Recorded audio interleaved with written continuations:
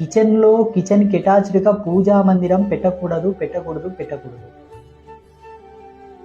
ఇది ఎంతవరకు సబబు కాదు, ఇది ధర్మం కాదు, ఇది శాస్త్ర విరుద్ధమైనటువంటి విషయం. భగవంతుడు ఎప్పుడే గాని తూర్పు ముఖంగా ఉండాలి. తూర్పు అభిముఖంగా భగవంతుడు ఉంటేనే ఆ ఇంట్లో శ్రేయో సంపన్నమైనటువంటి జీవితాలు జీవించడానికి నెలకొలువ అవుతుంది. భగవంతుడు ఎప్పుడే గాని పడమరను చూడకూడదు. ఇది దోషం. ఏ ధర్మశాస్త్ర ప్రమాణముగా ఇది చెప్పలేదు. చాలా మంది ఇళ్లలో పడమరకు పూజా మందిరం ముఖం చేసి, ఫోటోలు కూడా పడమర దిశకు ముఖం చేసి తూర్పుకు వీపు చేసి పెడుతుంటారు. ఇది తప్పు. ఇది చాలా తప్పు.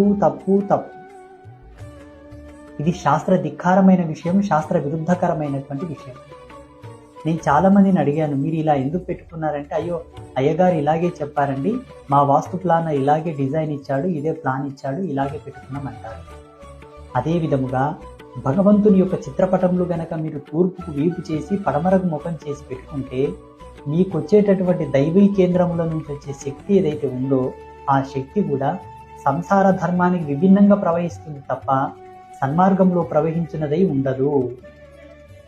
భగవంతుడు ఎప్పుడే గాని తూర్పు కేంద్రంగా ఉండాలి. ఆ ఉజ్వల ప్రభాస భానుడు ఉదయించే కేంద్రకముగా భగవంతుని అభిముఖము ఉంటే మీ ఇంట్లో కూడా సమస్త ఉజ్వల భాన సంపన్నమైనటువంటి తేజోపుంజముల చేత విరాజిల్లింపజేస్తారు.